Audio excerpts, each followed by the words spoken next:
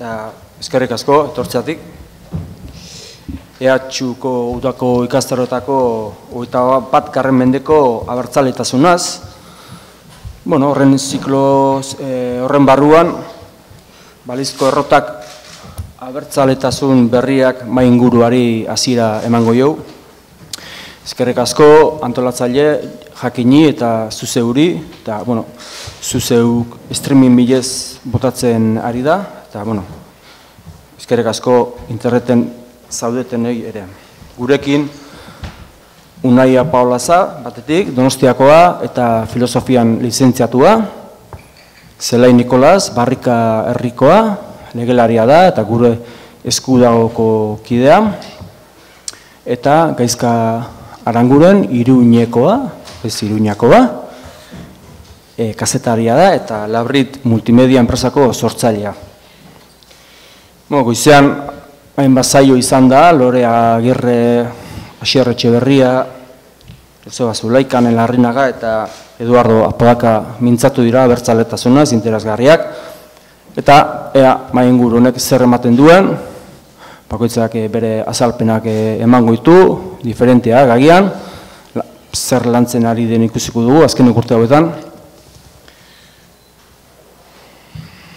Eta hasieran antolatzaileek beraien programako sarreran aipatzen dituzten galderak eta erantzun ditugu, gero bakoitzak nahiko nuke ordu eta erdi honetan zer posizio defendituko dituzten, ardatz nagusiak bentsatea azaltzea, eta gero gaika joango gara.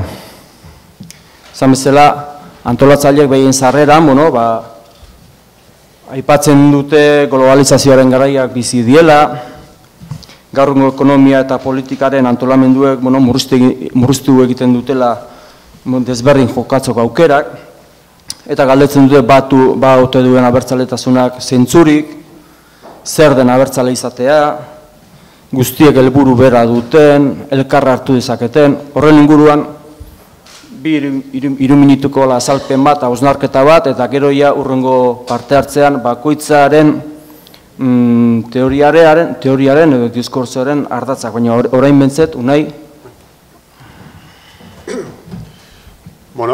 Eskarrik asko, zuzeuri eta bai jakinionea bidatzeagatik, eta abertzaletasunan inguruko gogoeta ontara ez. Nik lehenik jardunaldi hauen nolakotasun hori edo begiratuko nioke ez. Hau da, abertzaletasunaz galdetzen da, eta nolabait ere abertzaletasuna berritzeko nahi bat adierazten da, ezta. Eta nire ustez horrek nahi eta ezin bat adierazten du. Nik nahiago dut independentismoari, abertzaletasuna berritzari baino independentismo eraginkor bati begiratzea ez. Eta abertzaletasunari, abertzaletasunetik independentismoa baino independentismotik abertzaletasunari begiratzea nahiago dut. Nahiago dut, iruditzen zaitelako askoz ere emankorragoa dela eta askoz ere aberasgarriagoa dela ez. Beraz, abertzale izatea zer dan gaur egun 21. mende honetan. Abertzaletasuna nik, eta gero pixka bate gehiago uste dute azalduko da, nik estrategiaten moduan ulertzen dut. Estrategia gure kasuan, estatu bat lortu alizateko estrategia moduan ulertzen dut. Eta gainera estrategia bat sujetu politiko bat artikulatzeko estrategia moduan ulertzen dut. Nire ustez gainera krisian dagoen estrategia bat da, krisian dago, hau da, ez dalako gai sujetu politiko eraginkor bat artikulatzeko ez delako gai, ez da inungo batez ere gauzaz, faktore asko komentatu daitezke, baina, nazio sentimentu diferenteak, jendartea ez dagoelako bakarrik, jendartea ez delako identifikatzen bakarrik, edo batez ere nazio batekin edo bestearekin, eta beraz, ondorioz, beste arrazoi asko ere badaude, ondorioz, ez da, momentu honetan, artikulatzaile ona. Ez estatu bat lortzeko hemen Euskal Herrian, ez da ere Euskararen normalizazioa lortzeko, eta ez da ere jendarte justu bat lortzeko. Zergatik, esan dudanagatik, ez dalako kapaza horiek lortzeko adinako sujetu politiko bat artikulatzeko kapaza ez delako. Beraz, nik uste dut, momentu hortan gaudela, eta kostatzen ari zaigula batez ere abertzaletasunak ematen digun kosmobizio hortatik haratago begiratzea. Eta nik uste dut, gero jarraituko dugu. Bai, galderei irantzuteaz gain zure apunte batzuk ere botaituzu, beraz, lehenengo 2 puntuak uztartuz. Zelai, zer da abertzale izatea, gai honen inguruan, eta zure ardaz batzuk ere bota, eta gero gaizkak gauza bera, eta gero gaika hasiko gara. Arratsaldeon, eskerrik asko gonbidapena batkitik. Ezinbestekoa ikusten da horrelako gogoetak egitea. Izan ere, aldaketa fase batean gaude, eta nik ikusten dut Euskal Herria aspaldi komunitate badala erabaki nahi duela, ez? Eta burujabetza prozesu horretan gabiltza mendeetan. Momentu diferentetan, hartze ditugu tresna diferenteak, erabaki behar dugun egoera horren aurrean, indarrak edo ideiak biltzeko eta ideien bitartez, aldaketa herri honek nahi duen bizitzeko modua eta lortu nahi duen erabaki maila hori lortzeko, ez?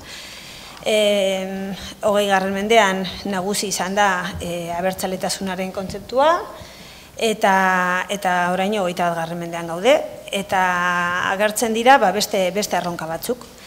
Eta horre abertzaletasun, nazionalismo, badira hor teoria diferenteak, gauza diferenteak direla, esaten dute, abertzaletasuna gehiago lotuta dago nazioarekin, elementu komun batzuk eukitzeari, hizkuntza bat, kultura bat, eta abertzaletasuna gaztelaniaz patriotismo kontzeptuarekin hurbilago eta lotzen dute gehiago komunitate kontzeptuari, ez? Naiz eta ez izan kultura komun bat edo historia aman komun bat, komunitate bateko kide zarenez, estatu batuetan pentsa zeaniztasuna dagoen eta osatzen dute komunitate bat, ez? Komunitate politiko bat erabaki duela bere etorkizuna elkarrekin egitea, eta erabakiak elkarrekin egitea, ez? Zentzu horretan iruditzen zait, eta hemen utziko dut, beharrezkoa direla 21. mendean pentsatzea zeintzu dien tresna horiek elkarrekin erabakitzeko. Beharrezkoa da jarraitzea hitz egiten abertzaletasunaz, egokiagoa da hitz egitea nazionalismoaz, ze alde on, ze alde txar daukan horrek apur bat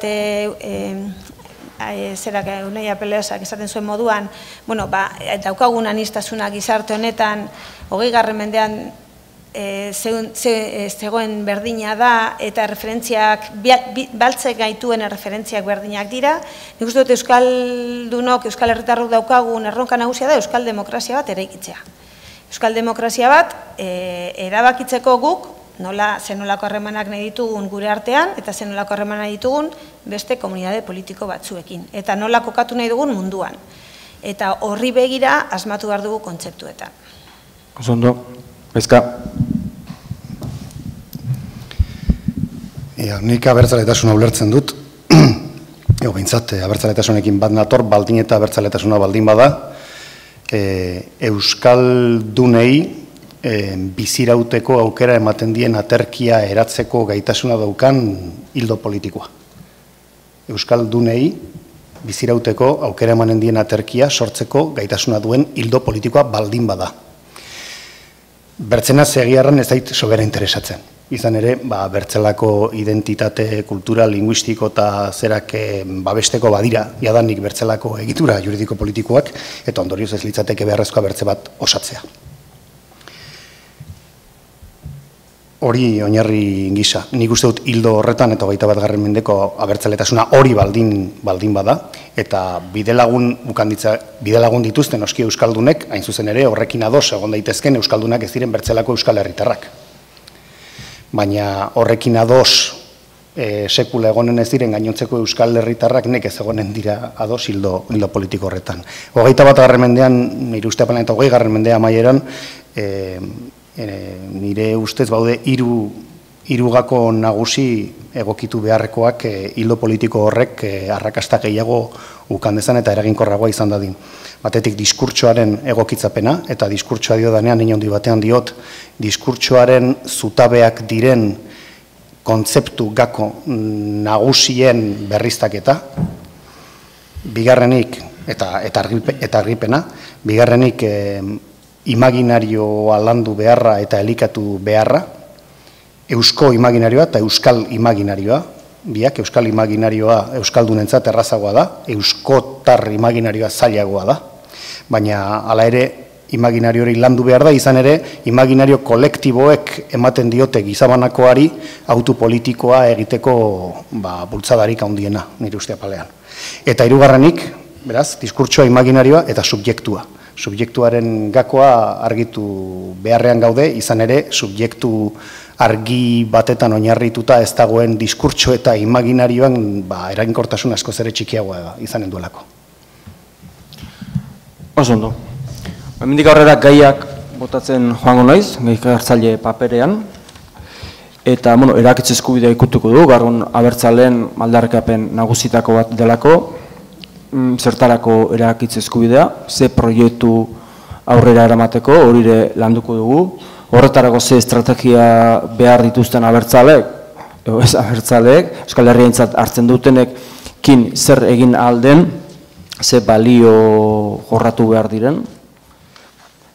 Hori guztia aurrera eramateko nahiko zoru bal dagoen, nahiko oinarri bal dagoen, iruditeria aipatu da, kontzientzia nazionala, abia puntua agian beste herrialde batzuen aldean beherago ez ote dagoen, mugimendu nazionalistatik mugimendu nazionalera pasatu behar den edo ez, gatazka, ahaztu haute duten abertzaleek eta alde hortatik lauzotze bat ez ote dagoen, indarmetaketa ere bai, zerren inguruan estrategia landu, abertzaleen artean bakarrik, edo Euskal Herriarentzat hartzen dutenen artean, edo demokrazia aldarrikatzen dutenen artean, independentisten artean, hori guztiak pixkanaka lantzen joango gara.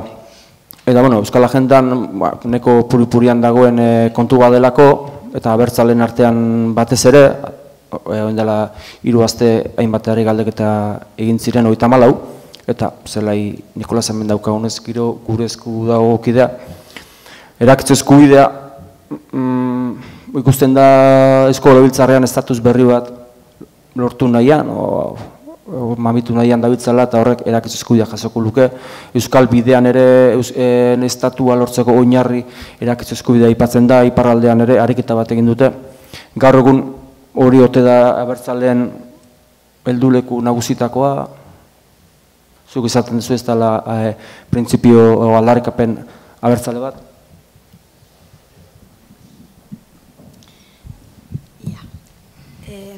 Guk erabakitzeko eskubidea askotan aipatzen dugu, zoru komun bat dela gizartean, ez? Burujabetza prozesuak existitzen dira, existitu dira eta existituko dira. Hau da, komunitate batek erabaki nahi du eta azkea izan nahi du bere erabakietan. Gero, sortzen dira talkak beste komunitate batzuekin, eta orain arte, indarkeriaren bitartez eta zapalkuntzaren bitartez nagusitu da indarrez, indar gehien zeukan komunitateak, ez? Bigarren mundu gerran gertatzen da paradigma aldaketa garrantzitsu bat, Bigarren mundu gerran sekulako eskubide urraketak gertatzen dira, eta hor, nazio batuak sortzen da bi ideia nagusien inguruan. Giza eskubideen errespetorako beharra eta horretan oinarritzen dela bakea. Eta gainera, gaiak kudeatu behar direla demokratikoki, ez. Horren inguruan sortzen da autodeterminazio eskubidea. Eta naiz eta aurretik badaukan aurrekariak kontzeptu horrek, kontzeptu hori bihurtzen da komunitate politikoen arteko harremanetarako printzipio nagusi bezala. Baina printzipio hori sortzen da goitik bera. Hau da, egon behar du komunitate bat, egon behar da beste norbait zu aitortzen zaituena eskubide hori erabili alduzula. Eta gizartean, ikusi dugu horrekek muga batzuk eduki dituela, eta kolonietara mugatu dela, eta estatuek eduki dituztela tresna batzuk, hain zuzen ere, herriek bere askatasun bide horretan, bere komunitate politikoan erabakitzeko muga jartzeko, eta horiek danok ezagutze ditugu. Zer gertatu da, 21. mendearen hasieran, 20. mendearen bukaeran, 21. mendearen bukaeran, gertatzen da beste paradigma aldaketa bat, eta dago demokrazian radikalizazio puntu bat. Eta sortzen da hor Quebecen. Sortzen da, gaur goizean Eduardo Apodakak aipatzen zuen. Estatu liberalak sortzen dira, bere zilegitasuna bilatzen dute herritarrengan. Gero ez dute aitzaki bat da, erabiltzen dute bere politikak egin alizateko, bere podereak kudeatzeko, baina filosofia hori hor dago. Eta herritarrak konturatu gara, posiblea dugula, gure gain baldin badago estatu baten zilegitasuna eta potere antolatzeko oinarria hori gure herritarron esku baldin badago, guk aukera daukagula bide bat egiteko beti gora. Ze zilegitasuna, prozesuen zilegitasuna guk abian jar dezakegu. Eta hori da, bai Quebecen, bai Eskozian eta bai Katalunian modu batean edo bestean, praktikan ipintzen ari direna. Hemen erabakiak guk hartzen dugu, eta guk hartzen baldin badugu, guk posiblea daukagu burujabetza prozesu bat gu abiatzeko. Guk autodefinitzea, sujetoa ere demokratikoki definitzea, dituen bere mugekin, baina herritarrak bihurtzen gara elementu garrantzitsu bat. Guk abiatu itzakegu burujabetza prozesuak, eta gainera guk egiten dugunaen arabera gure heldutasun demokratikoarekin joaten gara prozesuari zilegitasuna ematen. Noraino, herri honek lortu nahi duen erabakitzen mailaraino. Eta estatuak sortu den paradigma berri horretan mugak dituzte. Ezin dituztelako orain arte erabiltzen zituzten indarkeria eta zapalkuntza bestera batera egiten dut, ez dutenik egiten, baina hor dialektikoki sortzen da oreka bat, berria dela.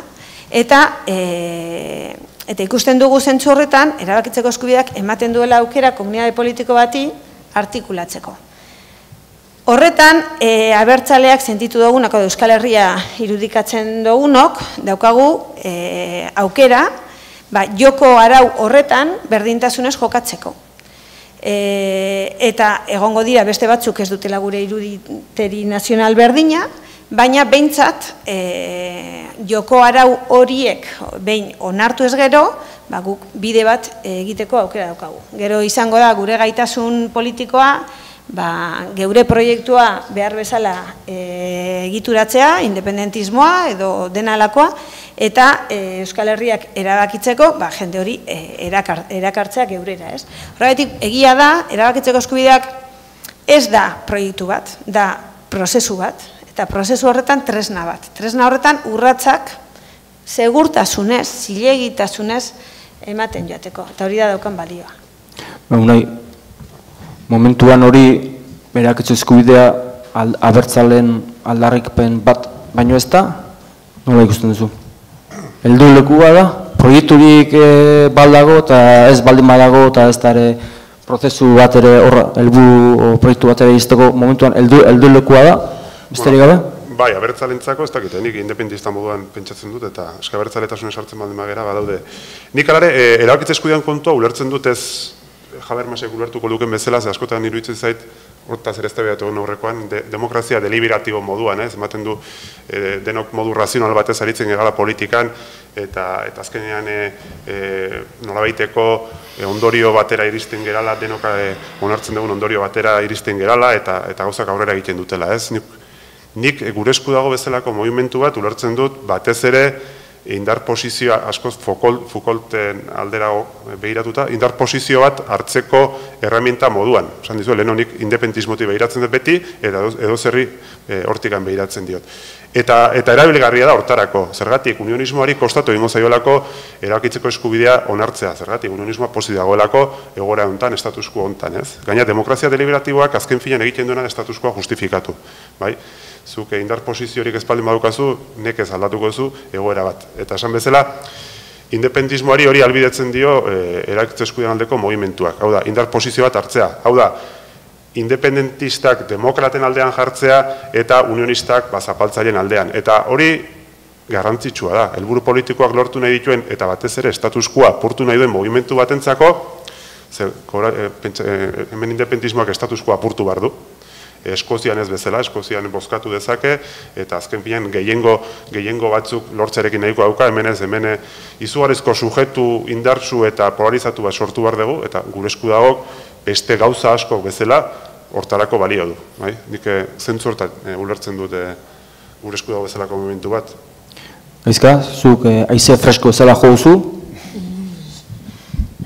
Bai, joan den egunean bidali nizu mezuan, bai behintzat.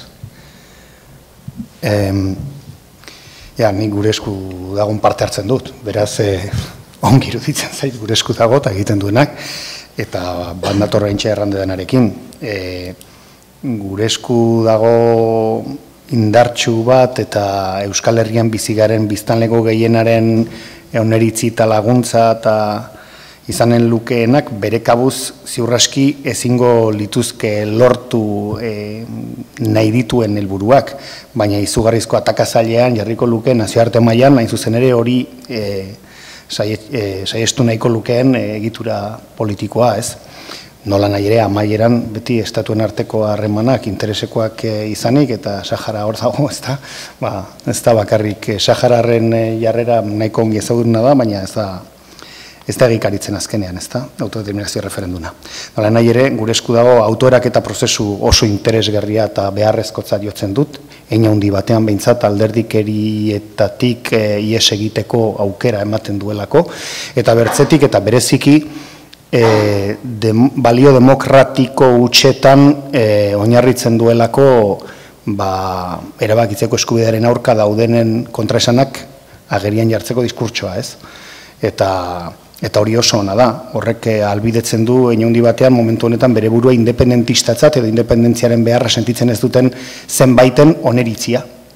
Eta hori oso agerikoa da ere, Katalunian esate baterako, eta nik uste dut nahiko agerikoa dela Hego Euskal Herrian bederen, ez da?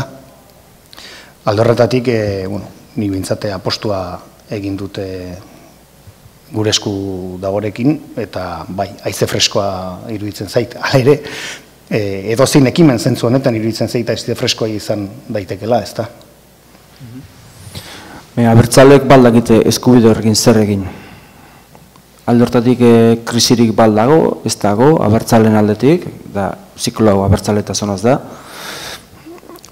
Frankismo eta gero bide bati heldu zioten EAen, iparraldean beste bide bati heltzen ari dira orain. Horrekin eskubide horrekin zer egin. Hori zuk uste badakitela hegoaldea meintzat zer egin eskubide horrekin? Bihar bertan balego zer egin, ez? Bihar bertan referenduma balego zer egin?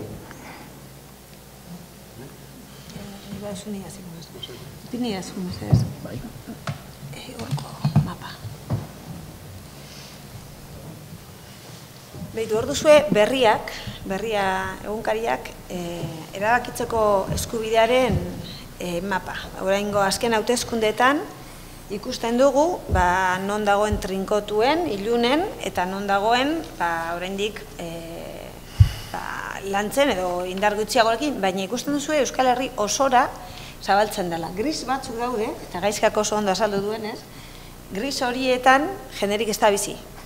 Beraz, gainontzeko guztietan ikusten dugu erabakitzeko eskubideak badaukala Euskal Herrian zoru komun bat dela. Hau da, Euskal Herritarrok erabaki nahi dugu gure etorkizuna. Guk geuk erabaki nahi dugu, eta ez dugu nahi kanpotik erabaki hori inposatzea. Iparraldeko datuak ez dira, esan dugunez, hauteskundeak Espainiako orokorroiek izan direlako datu horiek, ez? Gero, suposatzot osatuko dutela. Baina, nik uste dut oso importantea da jakitea zerk batzen gaituen. Euskal Herritarrok gaude 3 eremu administratiboetan banatuta, ez da gure borondatez, ez gaude bananduta gure borondatez ala erabaki dugulako, baizik eta egoera, zirkustantzia historikoek ala eraman gaituzte, eta badago ala ere borondate bat erabakiak Euskal Herrian hartzeko. Eta hori oso, nik uste dut, elementu horri eman behar diogula garrantzi berezia. Gero zer egin behar dugu, argi dago adostasunak lortu behar ditugula. Euskal demokrazia bat behar dugu. Euskal demokrazia bat, eki behar du gero, bere egitura juridikoa bermatzeko demokrazia hori. Normalan estatuak izaten dira. Egon daitezke beste sistema juridiko batzuk ere, Euskal demokrazia bat bermatu dezaketena. Baina, nazartuko orain. Baina niri orain ez nauk eskatzen horren beste zein dan emaitza bukaera, zein forma, baizik eta nola abiatu behar dugun erabakitzeko prozesu bat. Erabakitzeko prozesu bat, gainera elkar elikatuko duguna, eta badakigula gauza askotan oso modu diferentean pentsatzen dugula, sentsibilitate politiko diferenteak daudela herri honetan, baina erabakiak hemen hartu nahi direla. Eta hori egia baldin bada, eta koherente jokatu nahi baldin badugu, hasi behar gara irudikatzen batetik zer batzen gaituen, gure desberdintasunak ere kudeatzeko ze gaitasuna eta ze predisposizioa daukagun, Ze argi dago nirekin biziko dala, ni bezala pentsatzen ez duen baten bat, nahiz eta berak ere erabaki nahi du hemen. Baina hizkuntza kontutan, nola gure arteko desberdintasun horiek, estatu guztiak dira anitzak. Eta hala ere, estatu batuak baino anitzagoa, eta estatu dira, eta elkarrekin erabakitzen dute. Orduan, guk ere Euskal Herritarrok erabaki nahi badugu elkarrekin, egin beharko dituguna da, gure artean jarrera batzuk landu, desberdintasun horiek kudeatzeko prest gaudela irudikatzeko. Eta beste biapunte. Erabakitzeko eskubideen inguruan konturatzen ari gana zenolako beldur mordoa dagoen. Eta diskurtso politikoan, eta abertzaletasun diskurtsoan, ez dira lantzen. Beldur ikaragarriak daude, sortu direlako beldur horiek. Eta horien inguruan pedagogia egin behar da. Eta kontzeptuak ere, herritarrak gu erain egin ditugula herri galdeketak, konturatu gara, jendeak ez dituela manejatzen, ez dituela ezagutzen zer dan independentzia, zer dan burujabetza. Ze diferentzia dago burujabetza eta independentzia. Federalismoa eta konfederalismoa. Ez dakigu erabakitzeko eskubideak, eta azkenik, ez gara gai irudikatzeko, erabakitzeko eskubidea eukiko bagenu, zenolako aukerak zabaltzen zaizkion herri honi. Gero, zoruaz eta gero hariko gara, abia puntuak zin diren, Josal Lizarribar zena, Berria taldeko presidentea zen, eta ere munduan asko ibiltzen zen, enpresarioa zen, eta esaten zuen, ez liatzeko autodeterminazio eskubidearekin. Estatu bat behar dela Euskal Herrian, bere posizioa hori zen, mundu guztiak ulertzen duela zerran estatua eta bakoitzak nahi duna ulertzen duela autodeterminazioarekin. Hau da, proiektu bat behar dela esaten zuen. Hemen, gaur egun zenbaterainoko haustasuna dago proiektu inguruan, o sujetu inguruan, o bakarri dago erakitzu eskubideen inguruan adostasuna. Abia puntuak zein dira. Gaizka. Bai, bueno, gaur egun proiekturik nik uste ez dagoela. Ez dago, eta proiektuak berak nik uste sujetua egiten duela.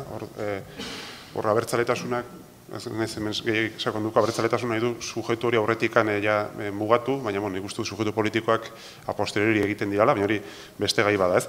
Proiektuak berak sujetua egiten du, eta momentu honetan nik uste dut proiektu argirik edo proiektu indartsurik ez dagoela. Bai, euki genuen proiektu bat, edo eskema orokor bat, batez ere proiektua konfrontazioa da, eta konfrontazioa ez nahizari, konfrontazioa mila eratara eman daiteke, batez ere konfrontazioa da gu eta besteen arteko talka bat, alik eta ondoen, edo alik eta eraginkorren egin beharko litzatekena, askotan egiten ez dena, ez?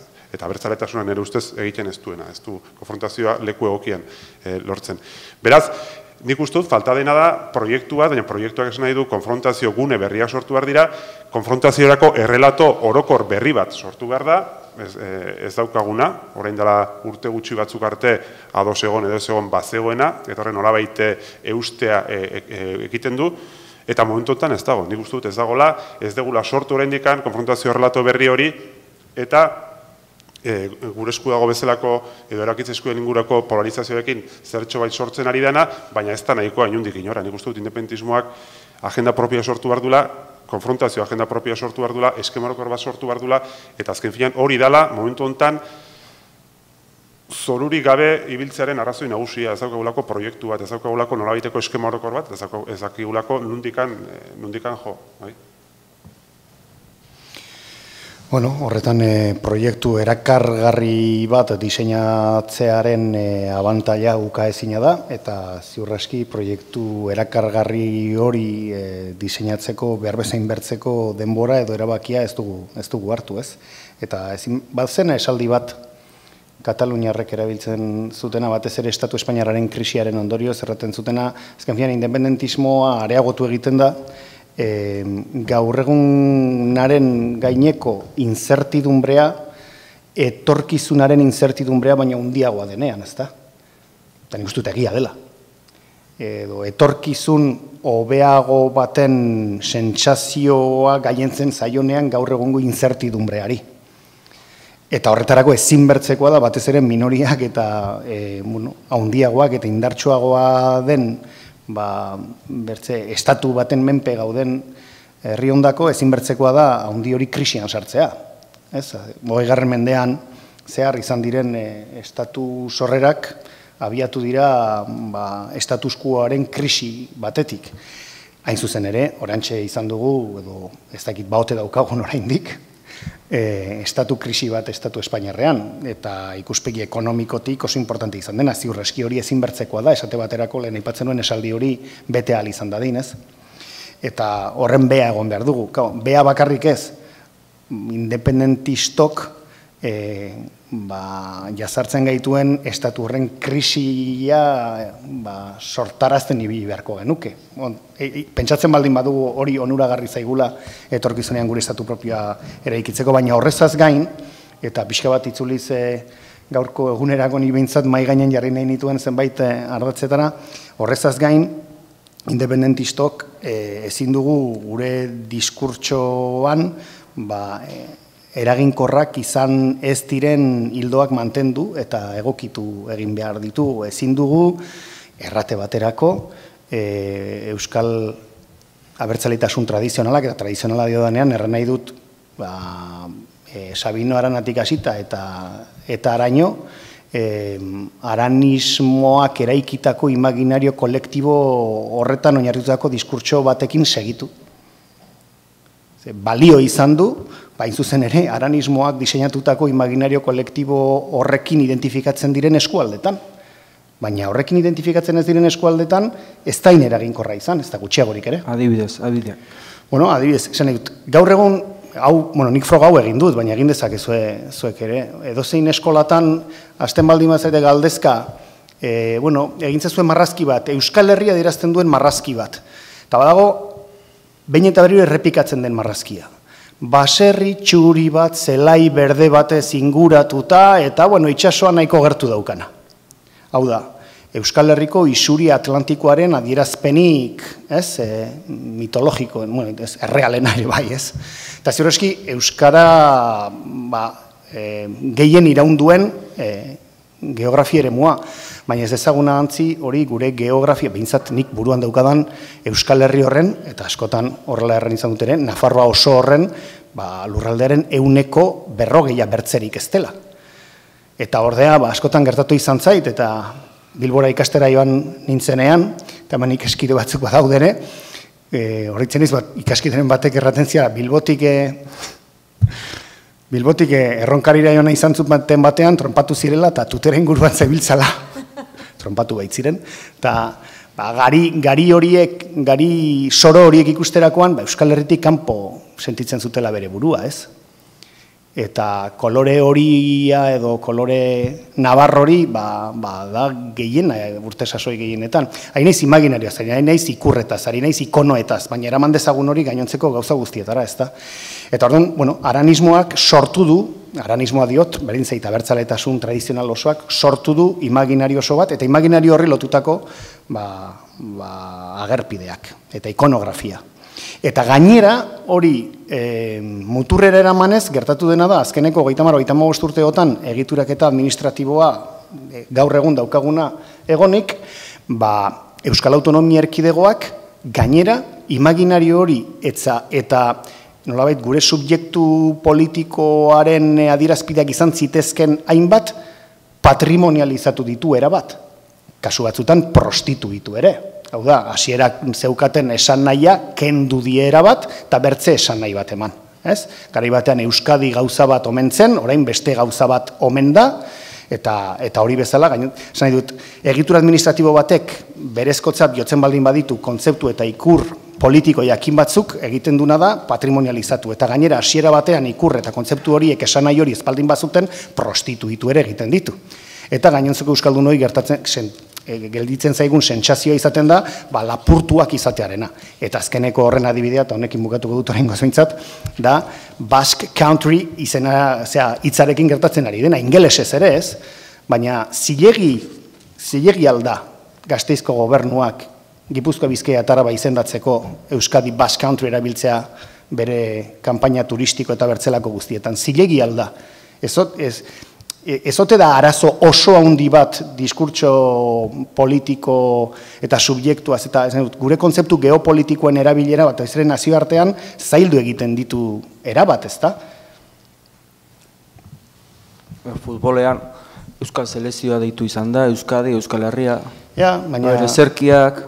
Nik uste, kontzeptu prostitutuekin ikasi behar degula funtzionatzen, ze benetazkoekin jai daukagu, ez ezakit, Esan duzu prostituitu benetazko esan aia lapurtu egin dutela edo aldatu egin dutela. Ez, baina diot batez ere elkar ulertuko ez dugulako azkenean. Nahi dut, zuk kontzeptu bati esan nahi bat ematen baldin badiozu, eta ni kontzeptu berari beste esan nahi bat ematen baldin badiot, ez gara gauza beretaz ari, ez da? Arrazoia indar gehien adulkenak arrazoia izango du. Eta ez, nik planteatzen dena, ez ote da hobe politikoki eraginkorrena den moduan erabili ditzagula kontzeptu guzti horiek diskurtso politikoki eraginkorrago baten mesedetan. Adibidez?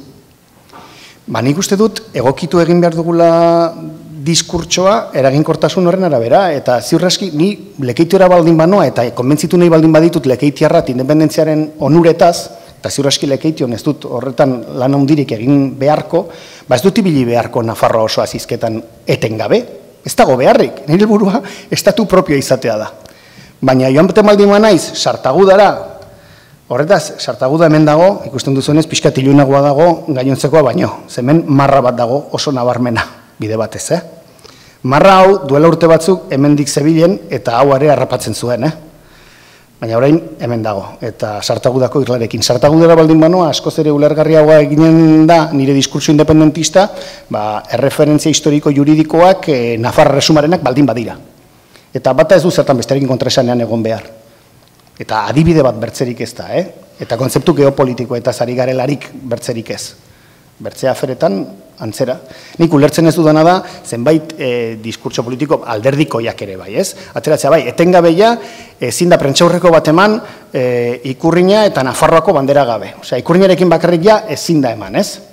Eta Nafarroako banderarekin bakarrik ere ez. Baina gero, hitz egiterakoan ikur horien adierazpen kontzeptua ez da zentzu horretan erabiltzen, ez? Ez da hildo berekin erabiltzen ikurreta kontzeptua. Eta adibide bat besterik ez da kontzeptuena, Erezerkiak ere koheziorako importantea dira, ez? Eta Eurokopa ari dela jokatzen zer ezerki joko lukete Euskal Herriko selekzioa balego, ez?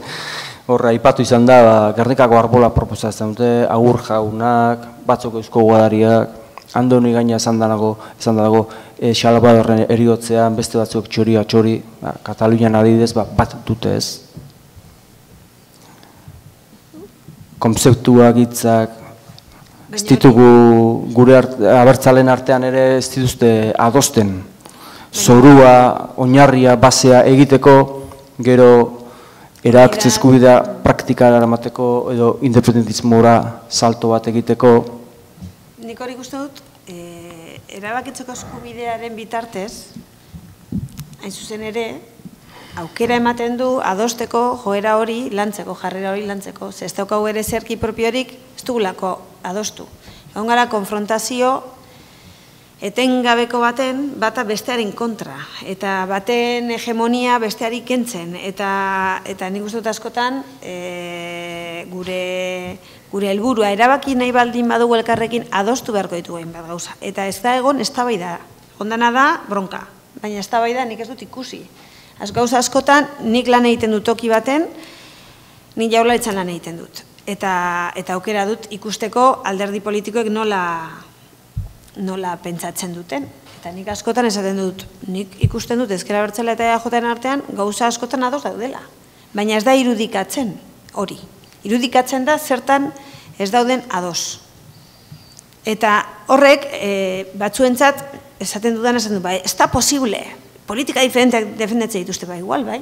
Baina gauza askotan badago aukera irudikatzeko herri honek ze elementuak behar ditun, zer batzen dituen. Eta iruditeri horren bitartez, ekiko genuke, Euskal Selekzio bat, ekiko genuke eztabaida bat, baina ez daukagu tokirik ez da eztabaidatzeko. Badugu Eusko Ikaskuntza, esate baterako, dela erakunde bat, instituzio bat, Euskal Herri osoan zeran dagoela, egituratuta dagoena, ez ditugu eztabaidak modu positiboan eta eraikitzailean. Nik uste dut, eta hori da guk egiten dugun gogoeta bat, frankismotik atera gara, atera ziren gure gurasoak, guk apenas bizi izan dugu, baina frankismoa etzan bukatu Franco hil egin zenean 75ean. Eta ondoren egondan ez dagoen transizio bat. Eta transizio horretan ere, Espainia gaur egun agintean dagoen jende asko zitu eginda frankismoko eskolan. Eta jarrera asko oraindik ikusten dugu ze demokrazia kultura utxunak ditugun. Ze hau guztia, beste herri helduago batean demokrazia gaietan helduagoa dana eta badakiena elkarrekin egin behar duela bide bat, bestela ez dela herri, ez da gertatzen. Katalunian nik uste zentzu askotan, gu baino kultura demokratikoa handiagoa daukala. Europarragoak dira zentzu horretan gu baino.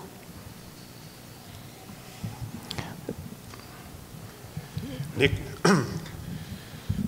bai, nik uste dut, eta pixka bat fokoa, askotan ari gera, detailetxotzat zitza egiten, pixka fokoa gora botatzea importantea dela, ez? Eta nik uste dut konturatu behar gerala ze fasetan edo ze moment fase ez, nik faseak ez horrek ematu ez da teleologia bat ematen du, ze momentutan gauden, ez? Momentutan transizio gora batean gaude, nik uste dut 3. garai batean sartzen ari dela independentismoa, Aranak sortu zuen, gero 60. hamarkadan etak marxismoa eta nazionalismoa elkartu zituen, eta momentu honetan nik uste dut importantea dela fase berri batean eta independentismo berri bat asmatzen ari gerala horren kontzientzia hartzea, ezta? Eta gainera fase bakoitza krisi batzuri erantzuten die eta erantzuten die batez ere subjektu politikoa egituratzeko erraminten krisieri, bai? Eta nik galdetuko banizu, hau eskesen nahi duz, hemen esaten diren gauza guzien atzen aurreritzi batzuk daude, eta aurreritzi horiek agerian jartzen ikustu eta aurreneko urratsa dela aurrera egiteko, eta nik ez zuei galdetuko banizueke nola imaginatzen duzuen prozesu independentista bat, segurazki zuetako gehienok, esango zenukete alderdi abertzalen hitzarmenen bitartez prozesu independentista aurrera joango dala, edo hasiko dala, edo dana dalakoa, ezta? Eta nik uste dut, hor agerian jartzen dirala krisian edo krisirak harri gaituzten 3 aldagai nagusiak. Eta importantea da horren kontzientzia izatea. Ze bestela gertatzen da eta pesimismo puntutara iristen gera, gaur egun abertzaletasunetik edo abertzaletasunak ematen du mundu ikuskeratik, kosmobizioetik, independentismoa behiratzen baldin badegu, pareta bat ikusten dugu. Eta normalena izango litzateke utopiaren esparrura independentismoa bialtzea, ez dauka biderik, ez du ematen. Eta horren kontzientzia hartzea. Beraz, 3 krisi dauzkagu, nik uste dut, eta horren kontzientzia hartu behar dugu, bat, partiduen bitartez, mediazio egituren bitartez, ari gera pentsatzen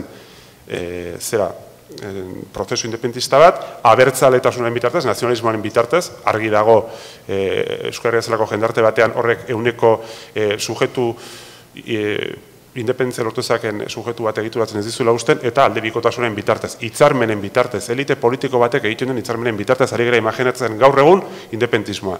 Nire ustez, agortuta krisian dauden 3 aldagiekin ari gara. Eta gaurko, honek ere, abertzaletasunaren inguruan galdetzeak ere, krisian sakontzea esan nahi du neurri batean. Hau da, abertzaletuzik haratago imaginatu behintzat, gero, edo eztabaidatu beharko genduke independentismoa. Eta hau esaten dut batez ere, orain zelaik ere aipatu du, adibidez, erakteskuden inguruan, EAJ eta Ezkerra EAJ eta Bildun artean, ez da pikea daudela eta guta bestea, egon bitez. Osea, egon bitez. Esan dute, handik haratago, eskema zarrekin pentsatu ezkero horri begira geldituko gera, pareta bati begira geldituko gera, sekula ez dugu aurrera egingo, eta nik uste hortik haratago imaginatzen hasi beharko ginatekela, eta holako saioak beharko lukete pixkat handik haratago biratzen hasteko, ez? Hori esan nahi nuen. Zuk idatzi izan duzu abertzaletasunetik independizmora, eta horrekin zabiltza, eta izan duzu, balio tradizionalak landu izan ditula abertzaletasunak, hizkuntza, kultura, historia eta balio unibertsaletara jo beharko lukela, ezta? Eta hori unionistek bere ganatu izan dutela, esplikatu bizkat? Bai. Hor ematen du, ez nago separazio berizketa horren alde, edo dagoela alorrei identitarioa eta beste soziala edo universala ditu, ni ez nago ados berizketa horrekin. Gainera, berizketa horrekin batez ere operatzen du unionismoak. Bai, abertzaletasunak ezin du gainera hortik alde egin neurri batean. Abertzaletasuna partikulartasunaren babeslea bezala presentatzen da. Hor gaizkak ere zerbait horren inguruan esan du, ez? Hor babesten dituena gure kultura, babesten duena gure hizkuntza babesten duen movimentu bezala definitu dezu abertzaletasuna, eta horrela planteatu izan da, eta nik uste dut abertzaletasunak hortik eskapatzeko, hortik ateratzeko gaitasunik ere ez duela, ez? Ze gertatzen da? Ez dizula albidetzen ez estatua lortzeko, ez euskararen normalizaziorako, ez beste edozen helburu politiko lortzeko ainako sujeturik sortzen. Erresistentziarako balio du, zabaltzeko ez dizu balio. Eta momentu hortan gaude, nik uste momentu hortan, eta eztabaidak hortxe egon beharko luke, ez? Eta unibertsalen kontu horrek, azken finean da, gogoeta bat, eztabaidatu beharko litzatekena, albidetu dezakena, hau da, gure partikular horiek aurrera egiten, hau da, unibertsalizatzen. Guk hitz egin dezakegu, edo normaltasun euskalduna sortu dezakegu, abertzaletasunak azken finean egiten duna berezitasunaren logika erabiltzen duenez, hizkuntza erabiltzen du berezitasun hori azpimarratzeko, ezta? Baina guk egin genezake normaltasuna bai hizkuntzarekiko gure partikularekiko planteatu. Hau da, euskeraz normaltasun hori sortu. Aipatu gabe, euskeraz funtzionatu, euskeraz bizitza osoa egin, esan gabe, ni euskalduna ez da euskeraz egiten dut, ez? Hori, bueno, adibide moduan, ez? Baina, pixka txipaldaketa horrek, albidetuko liguke, bat ez ere gure partikular horiek ere aurrera egin dezaten, bestela? Bai, bueno, ez da nik lehen aipatu dudana interpretatzen baldin bada partikularitateen defentsa modura gaizki azaldu dut. Nik erran nahi dudana da, nik estatu propio bat nahi dut, iruditzen zidalako ezinbertzekoa dela halako egitura juridiko politiko bat izatea, ni naizenaren biziraupena bermatzeko. Eta ni naizena erran nahi dut, gugarena edo bintzanik euskaldun hitzaren pean nabaritzen dudana. Izan ere, bertzelako eta modu unibertsal batean erranen dut.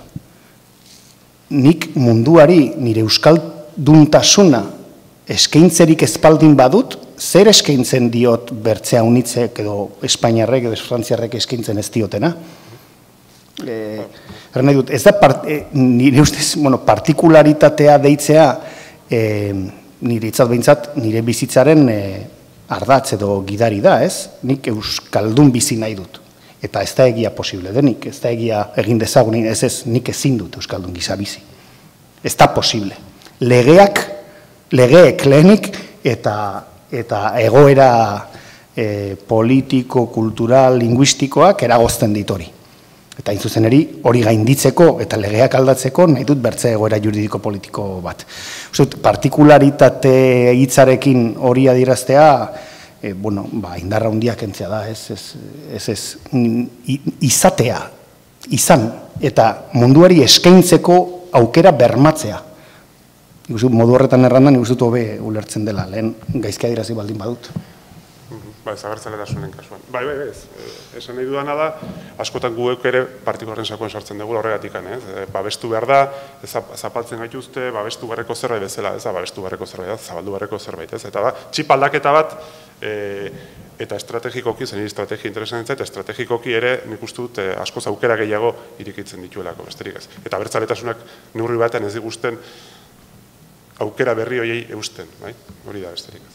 Hori toki denetan posible alda, egitea, salto hori. Nafarroan, orain beste egoera batean zaudete, gobernu amaitzat aldaketa manda, baina Nafarroan zapalkuntza pairatu izan duzu, o beste salatu izan duzu, eta beti historiaren aldarrikapena zuek askotan egin duzu, eta azpimarratu duzu. Bai, horri, bengoz olako foro batean erantzuterik daukatan.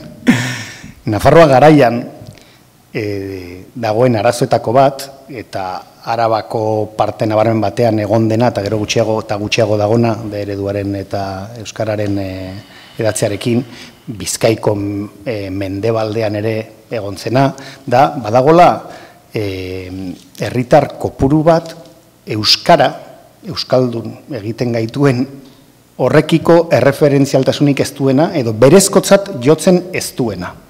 Eta horren inguruan egon daiteke beste 1%, garrantzirik ematen ez diona, edo jakin nahi ez duena, baina importantena da, badagola 1%, hemen esaten dizuna, hemen ez da sekula euskaraz egin, eta horrek iraganera eramaten gaitu, askotan, eta ez da nire hizkuntza, eta beraz ez iezadazu inposatu, ez da. Orduan, ze gertatzen da, euskararen ganako erreferentzialtasuna galdu duten eskualdetan, euskalduntasuna bizirautea nahi dugunok, esaten baldin badugu gure egitura juridiko propia nahi dugula, nola konbentzitu pertsona horiek egitura juridiko politiko horren alde egin dezaten. Bilatu behar ditugu, erreferentzialtasuna ematen dieten gauzak. Eta Nafarroa garaian, nik uste dut Nafarroa garaitik kanpo ere bai, baina Nafarroa garaian bereziki eskura dauzkagu erreferentzialtasun historiko eta juridikoak. Eta jendeak bere burua ongi aski eta errazki identifikatzen du bere burua referentzia horiekin. Eta horregatik erabiltzen dira, ez horiek ematen dutelako arrazoi plus bat, baizik eta erabilgarriak direlako, jendearen dako bere imaginarioan txertatuta dauzkalako.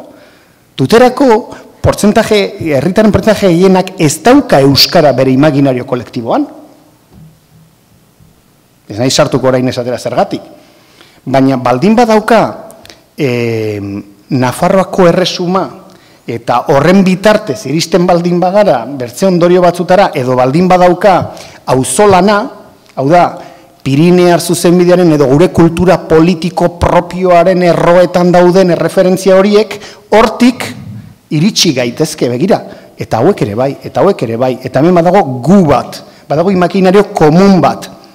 Naiz eta momentu honetan euskararen ganako referentzialtasunik ez izan. Bertze batzuk bilatu beharko ditugu. Bertzenaz, ez gara sekula iritsiko.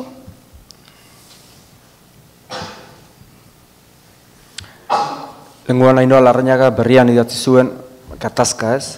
Abertzaleek lausotu egin dituztela Euskal Herrian identitate ikurrak eta zapalkuntza egoeraren salaketa. Gatazka aipatzen zuen. Hori abertzaleek etengabe atera duten gai bada, nerbio bat gizartean egoteko, bestela lasaitu egiten da, zer iruditzen zuen alde hortatik, Ainhoa egiten zuen reflexioa. Nik uste dut gatazka badagoela, existitzen dela, eta asmatu behar duguna da gatazkaren kudeaketan. Eta hor oso garrantzitsua da jarrerak berriro ere.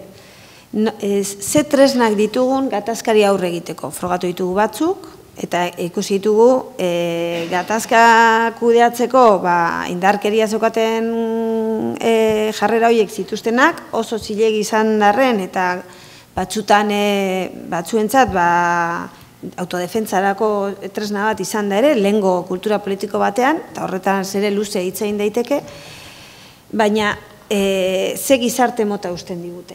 Eta horren inguruan, borroka armatua 2011 urtean amaitu zen, 2016 urtean gaude, eta fase batean gaude. Eta orduan, gatazka hori nik uste dut ez dela ukatzen, ze existitzen dan gatazka bada, eta bertan erabaki nahi izatea, modu diferente batean, ja horrek gatazka bat sortzen du, baina asmatu behar ditugu tresnak, zeintzuk diren, ez gatazkan korapilatzeko, baizik eta gatazkatik ateratzeko eta helburua lortzeko, herri bezala erabaki ahal izateko, zeintzu diren tresna egokiak. Eta nik uste dut oraindik, ari garela, eta zentzu horretan gure esku dago oso esperientzia pilotoa izaten ari da, bere ahulezi guztiekin, igual oraindik ez du hartu behar duen dimensio osoa, baina sortzen ari da gatazkari ukatu gabe, norberak praxi politiko berri bat lehen unaik ere aipatzen zuen.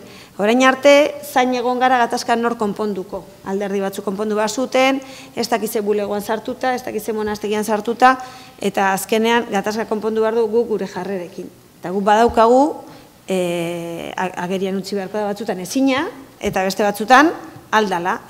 Baina aktibotasuna eta positibotasun puntu batekin, horiek dira erabili behar ditugun eta ikusi behar ditugun. Eta jarrerak, nahi? Alde bakartasuna aipatzen duzu, zuk askotan? Bai, ni gatazkan aldekoa naiz, Esan nahi dute, estatusko aldatu nahi baldin badugu, gatazka derrigorrezkoa pasatzen da, etekina ematen dizun lekuetan sortu behar dela gatazka, bai? Bestela, akordioen bitartez, akordioak azken finean dira, nik uste dute jendartean dagoen indar harremanaren kristalizazio bat, bai? Akordioen bitartez indar harremanik ez da hartzen, bai? Beraz, kontu hori da, eta nik uste dut, lehenu uste dut aipatu dela, baina independismoa duen dilema hundienetako bat, edo arazo hundienetako bat hori dela, nun demontre sortuko dugun gatazka, hau da, etekina ematen dugun gatazka, ez? Eta hortxe daukegu alor honditako bat. Eta galdera barkatu? Ez jarrerak. Bai. Eta alde bakartasuna aipatu ez da, egia da. Eta kontu hortan, nik uste dut, alde bakartasuna hori dela. Alde bakartasunak batez ere, guk ere askotan ulertu izan dugu alde bakartasuna bakarrikan zeari Madrileko gobernuari begira, alde bakartasun hori baina askoz ere gehiago da, alde bakartasunak azken finean gatazka esan nahi du, alde bakartasunak indar posizioa esan nahi du, eta alde bakartasunak esan nahi du azken finean zuk erabakitzen duela, norberak erabakitzen duela, norberak kolektiboak noski, erabakitzen duela gatazka hori nun sortzen dezun, noiz sortzen dezun eta nola sortzen dezun, bai? Eta horrek indar posizio bat ematen dizu. Nire ustez, alde bakartasuna batez ere hori da, bai?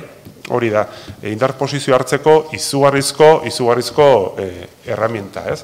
Eta ez da bedan nik hortxe zentratuko luke, nun demontre, nun arraio sortuko dugun eta konfrontazio hori, gatazka hori, bai?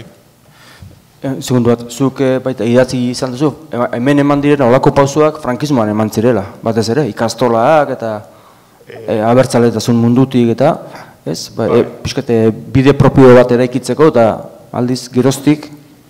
Hori batez ere, sujetuari begira. Nik uste dute sujetuaren formulaziorik egokiena, eraginkorrena, baitak bosgarren asamblea inguru hortan, Euskal Langileria Pelotrabajador Basko izan zela. Nire ustez, gaur egun balio ez duena, batez ere ez dalako desarrollatu. Zergatik ona izan zen, nolabaiteko partikulartasunen universalizazioa ekarri zuelako, bai? Eta horren ondorioz, euskerak adierazten zuen, simbolizatzen zuen nolabait askatasuna, simbolizatzen zuen demokrazia, eta horrek ikaragarrizko onura ekarri zion, bai movimentu askatzaileari, bai euskararen movimentuari, eta ustez alde hortatik aipatzen nuen. Bai, gatazkaren inguruan, bat nator, jazarpen egoera batean gatazka azalerazten espaldin baduzu, ematen du jazarpenik ez dagoela askotan. Nik anekdota bat daugat, garai batean, etaren sueten noietako batean, horitzen naiz noaingo aireportura nintzela, Zelanda berritik zetorren probedore baten bila, eta irutzenerako bidean, afitxetan eta elebiz zegoen jarrita, norat eta gauza horiek, eta galdeten zidan, ez? Eta erantzeten, Euskara, eta orduan hartu zen Euskal Herrian zegoela, ez?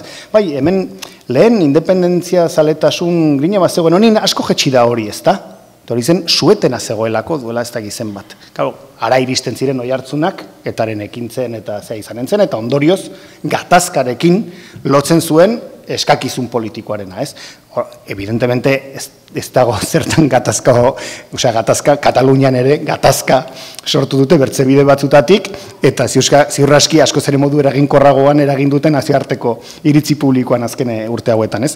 Nik bai uste dut, Euskal Herrian momentu honetan sortu beharra dagolako jazarpen egoera bat salatzeko gatazka, konfrontazio zibil bat, konfrontazio zibil ez bortitz bat, baina agerian utziko duena jazarpen egoera batean gaudela, eta horregatik ni oso arraro iruditzen zait, etaren jarduna bertan bera gelditu zenetik, Euskal Herrian ez dela egon ekimen indartsu bat konfrontazioaren hildotik, ekimen zibil ezbortitz bat, izan ere gaitasuna badago, gogoak badaude, eta ez da gito songi azaltzen zergatik ez den piztu. Nik uste dut, badaudela, nunbaiten norbaitek erabaki du, gobe dela ezpiztea. Eta egiarren ez dakit zergatik. Uste dut pena bat dela.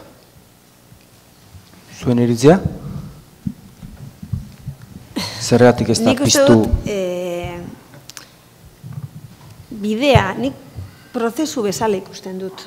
Eta nik sinesten dut, benetan, demokrazian sakontzea dela tresnarik eraginkorrena gatazkak konpontzeko. Zene dut, radikalki demokrata izatea eta onartzea erabakiak beti gora hartzen direla, eta ez goitik bera, berdin dagoian nor dagoen, euskal hilduna izan edo beste bat izan, eta horrek sortzen dituen dinamikak, sortzen du prozesua elikatu egiten du, urratzez urratz elikatzen du. Nire esko gustatu zaite ez Katalunian, eta behitu ze konfrontazio maila heldu diren, nola beraiek oso argi zeukaten prozesu guztia izango zela demokratikoa, hau da, herritarren borondatean oinarrituta egongo zela. Eta beraien helburua izan da, etengabe borondate demokratiko aldaketarako, borondate demokratikoa azalaraztea. Eta borondate demokratiko hori gainera esan dute, azalarazi dezakegu herritarren bitartez. Manifestazioak, edo gizakateak, adierazpen askatasuna, elkartzeko askatasuna, giza eskubideen bitartez. Egin dezakegu gure alderdi politikoen bitartez. Eta mandatu demokratikoak egiten zituzten, manifestazioak ziren mandatu demokratikoak alderdiek, hau da, beste tresna demokratiko bat, martxan ipinteko. Horrez gain, alderdiek hasten ziren beraien artean adosten, eta legebiltzarrak, hau da, bertako erakundeak erabili dituzte berriro, berai herri horren borondate demokratikoa azalarazteko. Eta joan dira, egiten zituzten urratz guztietan zilegitasunan oinarritzen hasten dira. Orduan, nik gehiago sinisten dut, igual neketsuagoa da, igual astiroago gertatzen da, baina nik sinisten dut beharrezkoa dela bide bat egitea zilegitasuna elikatuko diguna. Orduan, konfrontazioa, gaur nik uste dut konfrontazioa beharrezkoa dela, baina beti ere urrengo urratza prestatuz, eta indartsuago egonez, herri mailako zilegitasun hori. Gu daukagun kultura apur bat indarkeriarena, eta ikusten da, harremanetan ere oraindik zenolako gu ari gara josten herritarren artean, herri kontsultak egiteko, lortu behar da herrietan, jende diferentea, gatazkan murgilduta egondan jendearen arteko adostasuna behar da herri kontsulta bat egiteko. Protokoloan lehenengo urratsa da. Eta ikusten ari gara ze zailtasuna dauden, erabili delako indarkeria, erabili da sortu du oso jarrera negatiboak, eta oraindik horiek osatu gabe daude. Baina ez ginen indarkeriaz. Ez, baina konfrontazio, nahiz eta jakin behar, nik uste dut oraindik ez dago sortuta jendeak ez du beregan, nik gu behintzat ikusten dugun herrietan, jendeak oraindik nahi du positiboan jokatu eta adostasunan oinarritu. Baina adibide bat jartzeagatik bertzerik ez, eta nik uste dudalako osagarriak direla. Gure esku dagok egiten duen lana, eta erabakitzeko eskubidearen alde egiten den lana, balio demokratikotan oinarrituta hori, eta zilegi bekita erratea, fokismo puntu bat, fokismo puntu txiki bat, non errate baterako jende kopuru jakin batek, normalean gazteak izaten dira, baina hola da, erabakitzen duen, beira, frogatzeko jazarpen egoera hau, 100 lagunek, ez da gizen bat herrialdene, erabakiko dugu Euskaldun aske bezala bizitzea, saiatuko gara bizitzen, hau da, uko eginen diogu gure espainiartasunak ematen dizkigun eskubide guztieri eta ondorioz baita ere bete behar guztiak betetzeari utziko diegu, eta Euskaldun gisa, Euskaldun aske gisa, eta egoerak poliki-poliki horiek eramanen ditu kartzelaren bidean. Azken finean, bete beharrak betetzen ez baldin badituzte, zergak ordaintzen ez baldin badituzte, eta eraman ditzazke horra, egoera hori ez da osagarria gure esku dago daraman ekimenarekin? Nien asinori esateko zer egin behar duen. Baina, iruditzen zaida, zergatik bukatu behar du kartzelan? Osa, ez nahi dut, gure konfrontazioa beti bukatzen du kartzelan. Orduan, igual nik sinistuko dut, nik ez dut esango ez da nik osagarria, ze ez dakit. Osa, gizarte dinamika oso gauza harina da, eta oso gauza dinamikoa da, eta bakoitza jakingo du nola osatzen duen. Nik ikusten duena da, herri honek positiboan jarrita, eta bere eskubideak niretzat herri kontsultak da konfrontaziorako tresna bat. Baina konfrontazio tresnarako oso gauza gainera ez dugu inor kartzelan bukatuko. Txaro, zan ibara. Zergatik, ze estatuak sortzen du giza eskubideen ingurukon, eta ez dugu sinesten, benetan ze eskubidea ditugun herritar bezala. Eta guk agerien utzi behar du konfrontazioan bera ez dela demokrata. Ez gu, azkenean kartzelan bukatzen dugula martir bezala, eta gu gainera gizartea gaizki ikusten gaitu ze bukatzen dugu kartzelan. Nik uste dut, igual egongo da... Nik uste gauzak ondo jendeak kartzelan bukatuko dula. Ez gaude, gure parean dauden estadoak ez dira demokratikoak. Orduan, pixka gure eskubideak berreskuratzen, edo gure eskubideak gu geuk gure ganatzen goazen neurrian, estadoak kartzelarekin erantzungo du. Hori nik ez dut dudatan jartzen, Azkenean, kartzelan gaudelako. Esan nahi dute, kartzelan gaude. Ez garelako aske. Nik beste erabiliko dut, anekdota bat ere, adibide gisa. Oantxe, saiatzen nahi gara dokumental bat egiten, garai batean, eta kartzelak horreko du gogora. Iruñeko espetxean, intsumitu mugimenduak, izan zuen indarra, eta guzti hori ez. Eta, zenbait bertan egon ginen batzuk, gure pertsonaje bihurtu nahi dugu, hain zuzen ere, egoera hori kontatzeko, eta kartzela barruan nola funtzionatzen genuen, balio demokratiko guzti horiek, eta barrez. Eta hor, hain zuzen ere, kontzientzia eragozpe mugimenduko kidea den gure kide batek, trailerrean, prestatugun trailerrean, eratzen du, gu kartzelak egin gintuen aske. Eta hain zuzen ere egin genuena, eta egin zena izan zen, kartzela erabili, konfrontazio zibil ezbortitz modura, agerian jartzeko, estatuaren demokrazia eza, ez da? Ez da kartzelan bukatu nahi izatea autoi, ez da bat ere gustokoa, da, erabiltzea, kontraesanak muturrera eramatea, eta agerian jartzea guztien aitzinean. Ez da... Kartzelan gaude, kanpoan egonik ere. Ez dakit, nik horrela bizi dut. Quebec aipatu duzu lehen, eta hango irakasle batek gainoina, ondala hilabete atzuk hemen izan zen, eta zuek horrengo jakin aldizkarian ere aipatuko zue, ark esaten du burujabetza prozesu baterako 3 printzipio borobildu behar direla ez, batetik zuk aipatzen duzuna, demokrazia printzipioa, eta gero aipatzen du bideragarrezun printzipio ez. Aniztasuna eta behar direla, kontuan hartu, kohesioa, baina eredu politiko bat izan behar dela. Autonomia, edo independentzia, edo federalismoa, konfederalismoa, konfrontazioa aipatu da, alde bakartasuna aipatu da. Euskal Herrian, oraindik lehenengo printzipioan aldaude independentistak edo abertzaleak, eta kartzela aipatu da, eta 6 urte eta erdi kartzelan izan duten bat otegi. Ark esaten du, herri honek oraindik ez duela ondoriztatu estatu bat nahi duela. Eta esaten, berriago elkarrezkaten esaten zuen, eztabaida nazional lasai baten beharra dagoela.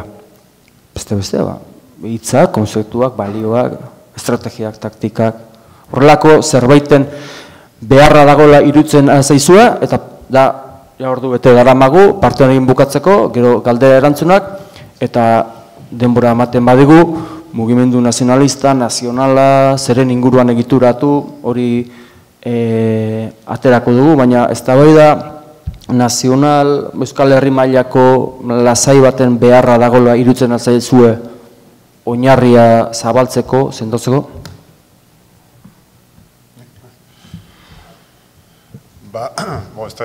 Nazional lasai bat ez dakit, nik urgentzia puntuari ikusten dute, bestela lo hartuko genduke. Nik uste martxan ere eztabaidatu daitekela, eta gainera martxan eztabaida emankorrenak ematen dirala ez. Hau da, prozesu independentistat martxan jarrikia, teorizatuko duzu, edo teorizatuko dugu, edo ondorio egokienak aterako ditugu ez. Zinezko dana, martxan jarri gabe, golako jardueratan edo gehi persona oso pizkor gela baten sartuta izugarrizko plangintza, izugarrizko gogoeta sakonak egitea. Martxan jarri eta martxan gabiltzanen ikustu dute aterako zaizkigula ondorio sakonak. Gero, esan dezu bai, jendeak oraindik ez duela ikusi estatu baten beharra. Nik uste dut, oain dela... Hori ortegik esaten zuen, Bai, eta ados, nik uste dut, oain dela 3 egunetik ona, aukerako beto egin direla, edo hori horrela izateko gauzako beto egin direla, ez? Horrein dela Podemos batek adibidez, ekarri zuen esperantza Espainia demokratizatuz askorentzako, ekarri zuen, Espainia demokratizatuz itekenaren esperantza, ez? Noiz, eta Espainia izugarrizko krisi sakonean sartuta zegoenen krisi politikoa, demokratikoa, ekonomikoa eta dana delakoa, ez da. Orain ikusi da, hori oso zaila dela, nik esan gurik ezinezkoa, baina, bueno, eta bagune oso ona daukagu, independentistok aprobetxatu, eta hortan, bintzate, kontzientzia hortan aurrera egiteko, ez? Nire ondo iruditzen zait urgentzia ekitea, iruditzen zait ere herri honetan ez dagoela bideragarritasun proiekturik, baina niri alain gainonen eskema hori ikaragarri gustatzen zait, zen niri oso argigarria gertatu itzen. Askotan hitz egiten du independentziaz, beste batzuk hitz egiten dute federalismoz, baina prozesu izango da demokratikoa, hori danok argi daukagu. Eta prozesu demokratikoa izango bada, behar dugu jende guztiaren botoa, aldeko botoa, gu nahi dugun proiekturako. Horregaitik, gainonek aipatzen du, 3 printzipioiek borobildu behar direla batetik printzipio demokratikoa, eta esaten du, eta gu fase horretan gaude, esaten du, herritarrak aldundu behar dira eta erabaki behar dute, beraiek hartuko dituztela herri horretako erabakiak. Eta gainera, bere eskuei dagoen guztia ingo dutela, alik eta gehien implikatuko direla kanpoan erabaki horiek har ez daitezen. Beste printzipioak, ez dira printzipioak bata bestearen atzetik joan behar direnik baizik eta kontzientzia horiek lortzen joan behar direla.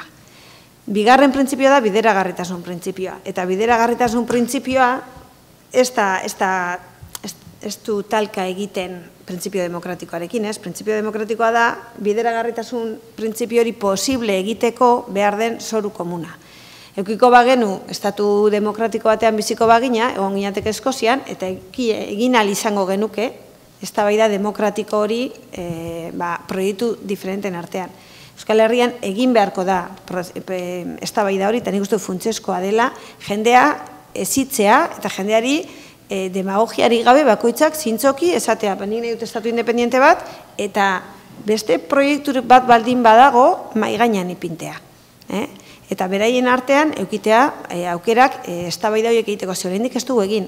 Ez dugu oraindik proiektu independentista bat Euskal Herrirako, ez daukagu proiektu beste autonomista bat, Euskal Herrirako ez, dugu Euskal Autonomia Erkidegorako, Ibarretxe plana izan dana, eta estatu federal baterako ere ez daukagu proiekturik. Orduan, nik uste dut eztabaida hori egin behar dela, ze jendeak boska eman beharko baldin badu, jakin beharko du zertaz boskatzen du. Eta hor, proiektu bideragarritasun printzipio egiten planteatu behar dira, eta hor da, nik bai egiten dut, ez dagoela eskemarik, Euskal Herrian ez dago eskema bat bideragarritasun proiektu horren inguruan. Eta zertaz eztabaidatu behar da hor. Hor eztabaidatu behar da, ze giza eskubide, ze eskubidez bermatuko diogun Euskal Herritarroi. Eta hor sortuko zezkigu kontra esan pilo bat, eta orain arte beldurra egon da gai horietan hitz egiteko. Baina hizkuntzarena agertuko da, nola kudeatu hizkuntza arteko aniztasuna, agertuko da ze askatasunak aitortuko ditugun, ingurumen arloan jasangarritasunean ze konpromisoak hartuko ditugun, konpromiso horiek gero diru publikoen bitartez politika publikoetara kudeatzen da. Beraz, hor ja jendea posizionatu behar da eta eztabaidatu alda. Gero beste alde batetik, egitura ekonomikoaren inguruan gure garapenerako nahi dugun eredua Euskal Herrirako ere hor eztabaidatu beharko da, eta beldurri gabe. Eta horren inguruan ze adostasun maila dagoen ere agerian utzi beharko da, eta eztabaida hori egin behar da. Eta azkenik ze saretze instituzionala behar dugun. Horretaz ari da gainean aipatzen duenean. Bezka? Eztabaida guztiak onuragarriak diren heinean, eta hasieran eseri baino lehen erranduzunez beti ia proposamen zehatzik eta gauza zehatzak ipatu ditzazkegun, anekdotetaz gain, nire proposamen litzateke eztabaida horren abia puntuan lehenengo gauza adostu beharko litzatekela hiztegi bat eta estilo liburu bat. Hain zuzen ere gero eztabaidatzerakoan bertan daudenek elkar uler dezaten. Hortik abiatu, eta gai baldin badira, hor eragile politiko eta sozialak baldin badaude, eta gai baldin badira gero hori ere eramateko, esate baterako, komunikabideetara, eta estilo liburu berbera, eta orduan bai espainolez, bai frantsesez, bai ingelesez, eta bai euskaraz arazo gutxiagorekin, ziur aski, batez ere berria taldearekin eta, baina hitzetan elkar ulertzerik baldin badago, uste dut abia puntu jadanik potentea litzateke, ze hori ere ez dagota, ez? Lehen bazkaltzen hortaz jarrun dugu adibidez. Abai. Euskal Herria aintzat hartzen duten edabidek estilo liburu oinarrezko bat beharko luketela. Ordu eta laurden daramagu, gero azkeneko gaia izango da mugimendu nazionalista sortu izan dela aipatu izan du adibidez Pako Letamendia Hortzik, eta ez mugimendu nazionala, zer inguruan egituratu beharko litzeken aipatu ditugun hauek gauza guzti hauek.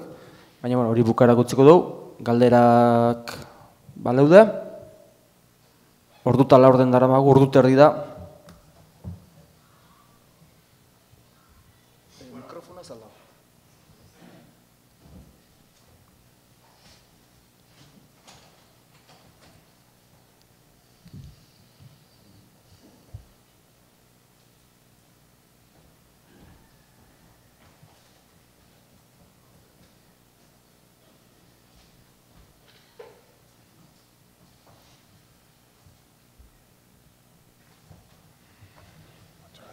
No, ez da galdera edo igual apuntiak. Behin eta berriro aipatuzte eta erabili duzte Euskal Herria kontzeptuak eta hitzak eta lurraldetasunaren nolabait. Baina estrategia, Euskal Herria hortan agertzen diren problematika bideratzeko planteatu duzten estrategiak ez duzte erabili iparraldian gertatzen den realitatea. Markatu duzten estrategia guziak izan diren hegoalderako realitaten dako. Zuzelaia, adibidez, Euskal Herria erabili duzu haunistetan. Baina berriz ere plantamiento izan da arraz finkatuta hegoaldeko realitateariko.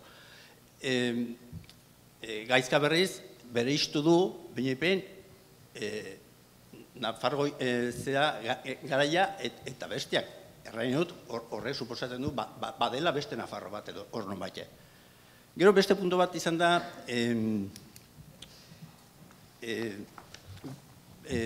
violentzia. Violentzia edo gatazka erabilizute da. Nik uste, azpimarratu uste gehiegi niretzat, gatazka begibistakoa dena, agerikoa dena, baina segurazki askoz garrantzitsuago da gatazka ikusten ez dena. Eta hain zuzen, gatazka agerikoa noski nozitzen dugula hegoaldian. Berriz ere, iparraldeko gatazkan dagoen edo hor, azpiratua dagoen ez dakite goera hortan, ze gatazka mota dagoen edo, ez dute bate aipatu. Orduan, gatazka, eskutuko gatazka horretaz ere bai, ze pentsatzen duzte? Azkenian hor diren gaiak, pentsatu dut, ez dakit, segurazki inkonsiente dela eta inkonsiente delako naturalizatuta duzute, hegoaldeko egoera dela bakarrik merezi duena tratatzia, eta iparraldian, ez dakit. Erantzunik? Gure esku dagotik, Ipar Euskal Herriaren gertatzen dena da, plantamendua dela beti goragokoa. Orduan, iparraldeko gure esku dago kideak badaude, eta parte hartzen dute Euskal Herri mailako egituretan, baina beraiek egin behar dute harremana. Harreman bat egon zan baterarekin, eta oraindik lotzeko daukagu nola landu herritarren dinamika, nola txertatu iparraldeko dinamikarekin. Eta haiek egin behar dute, haiek egin zuten bat naturalki gizakatearekin, haiek egin zuten bat iazko euntze prozesuarekin, eta orain ari dira begiratzen herrigaldeketan prozesuarekin esate baterako eta ituntze fase berri horretan nola hartu.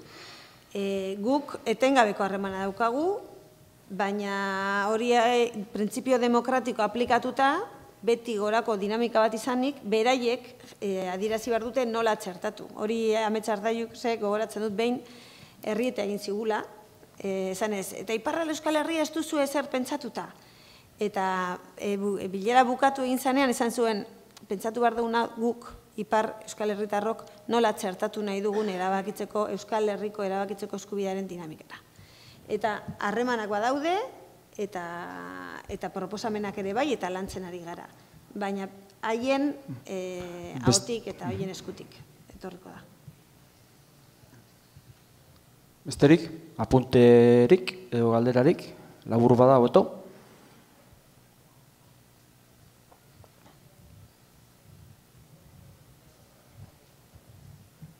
Ez. 10 minutu falta die. Lehen aipatuet, azkeneko bloke bezala, hortzik idatzi izan duena, eta beste batzuk ere bai. Mugimendu nazionalista sortu izan dela Euskal Herrian, eta ez mugimendu nazionala.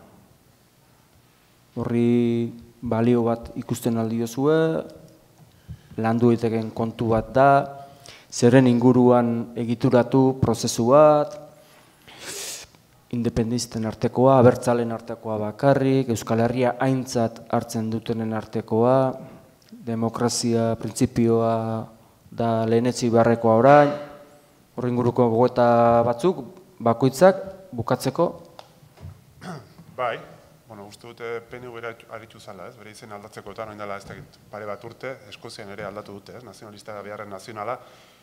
Hombre, erreferentzia nazionalistak nazio hortakoa sentitzen diren kidei egiten die, ez? Eta nazionalak nire ustez herri batean, herri konkretu batean bizidan jende guztiari, ez?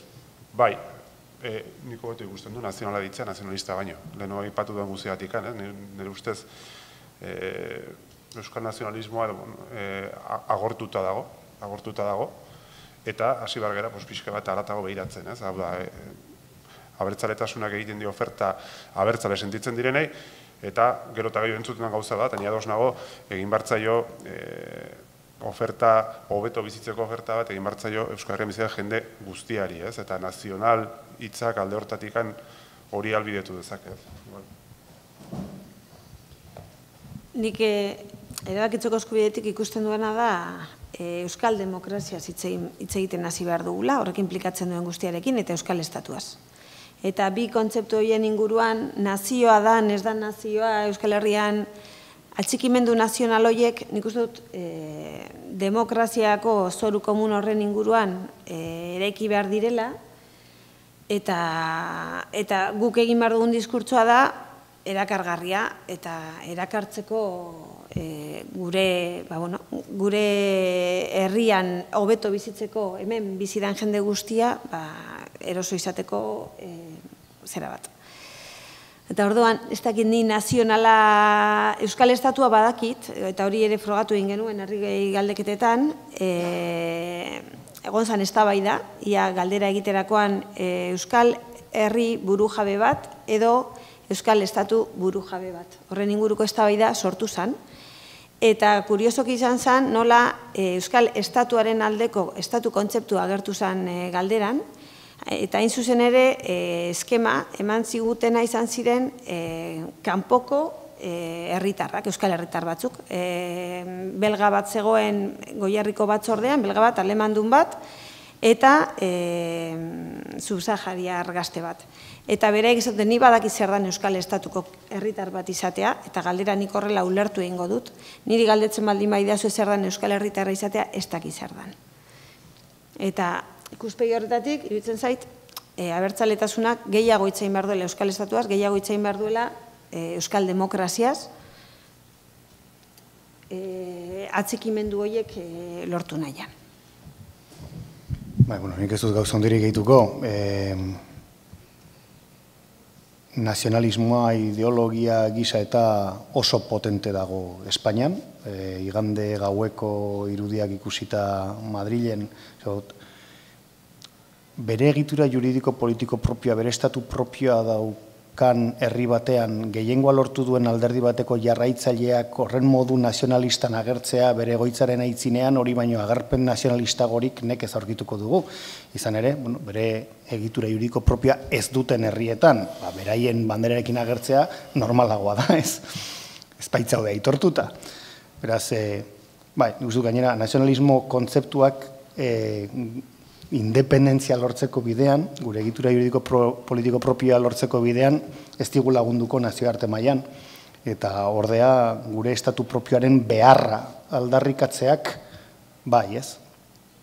Eta hildorretatik, eta kontutan izanik hein handi batean, gizaki guztiok erabakitzeko momentuan emozioaren beharra daukagula, eta askotan eztabaida politikoan emozioa gutxietxia izaten dela, eta gainera hori nazionalismoaren hildoan jartzen ez. Emozioa importantea da ere, baita beste diskurtso horretan. Eta nik uste dute aintzat hartu beharrekoa etorkizuneko eskaintza erakargarri hori osatzerako momentuan. Beraz, emozioa ez da zerta nazionalismoarekin batuta egon behar, eta uste dut askoz ere eraginkorragoa izanen dela diskurtso horretan, hain zuzen ere horretako kontzeptuak edo horretako ideologia aintzat hartzen espaldin badugu. Galderarik ez bada, ja bukatu ingo du, bai, bada da.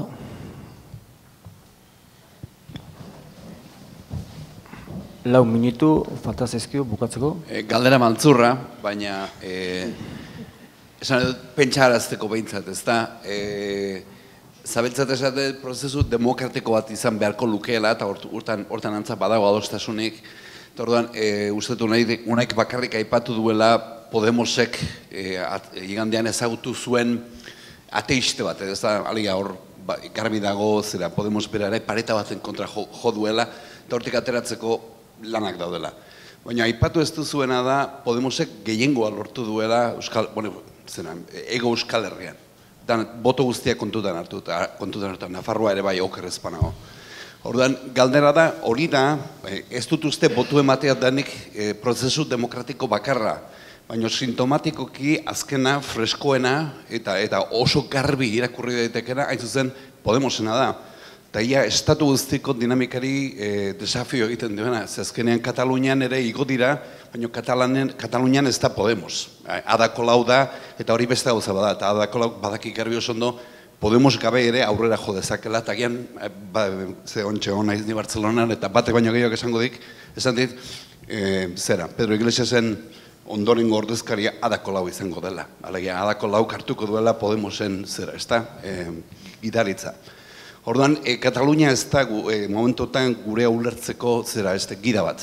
Orduan, nire galdera da, zergatikan Euskal Herrian demokratikoki, edo bentsat azken prozesu demokratikoan, ego Euskal Herriko gehiengoak Podemosi eman dion botua.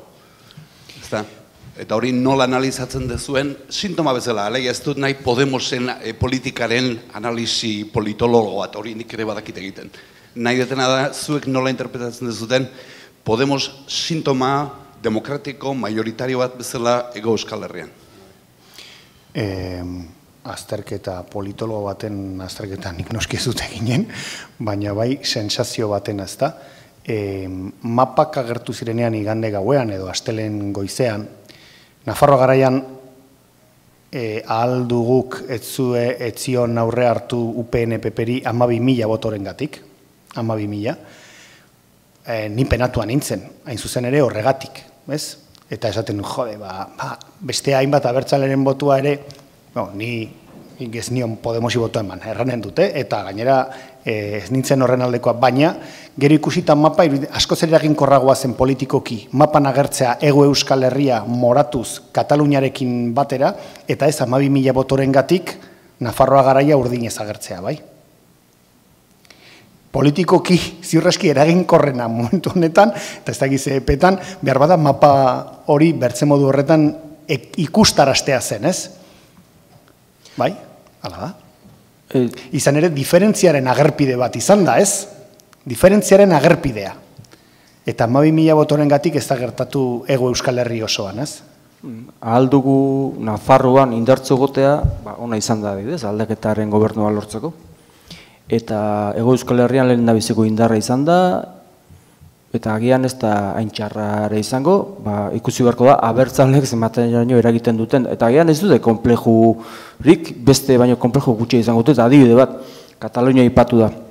Behin Banko Zabadeleko ardura hori galdezi beten, ea zergatik finantziatu eta babestu zuen Euskal Herriko itzulia, eta esan zuen, Araba, Bizkaia, Gipuzkoa eta Nafarroa egituratzen duelako.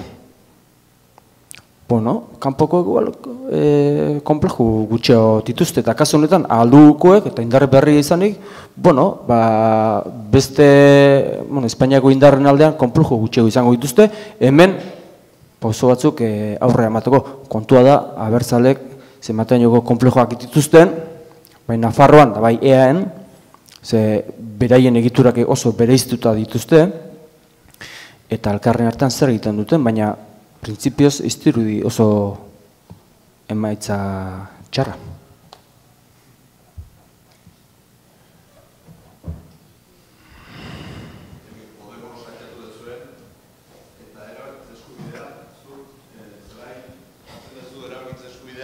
Estatuaren bidean lagunduko digun zerbait. Eta Podemosekoak zeharo aldrebes jartzen dute. Erabakitze eskubidea da, Espainia zatiezin horri eusteko bidea. Bai, baina eztabaida Euskal Estatuaren aldeko eztabaida albideratzen du. Erresuma Batuan ere argi ikusi izan, edo Eskozian argi ikusi izan. Eskozian egin zen eztabaida, batzuk defendatzen zuten Erresuma Batuarekin jarraitzea, eta beste batzuk independentzia. Eta bideratu zen, eta eztabaida horretatik politikoki ondorio batzuk atera zen, gizarte oso arentzatu nolagarri izan zen. Orduan, horregatik da demokratikoa. Aukera biak defendatu daitezkelako berdintasunez. Gaur egun Euskal Estatuaz hitz egiteko ez daude baliabideak, ez dago tresnarik, ez dago eztabaidarik, ez dago agendarik. Erabakitzeko eskubideak ematen duen aukera da bide hori guztia egin alizatea.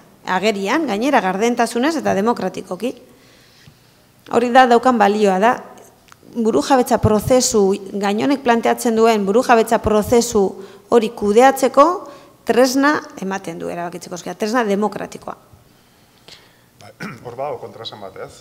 Independentista askok ulertu izan du, zuk esan duzu moduan, ez? Gure esku dago prozesu independentista moduan, ez?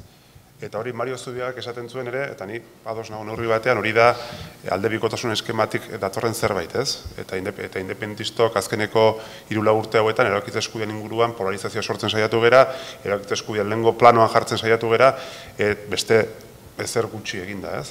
Eta alako bat entorri da Podemos, teorian behintzat erabakitze eskubidea onartzen duen unionismoak, eta izugarrizko aurrerakada atera du, ez? Horregatik, independentismoak ez ditu erabakitzeko eskubideen aldeko personak sortu behar, independistak sortu behar ditu, ez? Eta alde hortatik nik uste dut falta dena ez dela erabakitze eskubideen inguruko movimentua, baizik eta independentzian inguruko movimentu bat, independentzia justifikatzen duena, independentzian inguruko polarizazioa sortzen duena, eta hori da falta dena, bai? Eta hori gabe, erabakitze eskubideak azken finean, ez dut uste. Seirak eta 3, repetio bezala, ikusiko. Eskerrik asko zuei, internetetik jarraitu dutenei, EHko udako ikastaroei, Jakini eta Zuzeuri, Gaizka, Zelai eta Unai, eta eskerrik asko.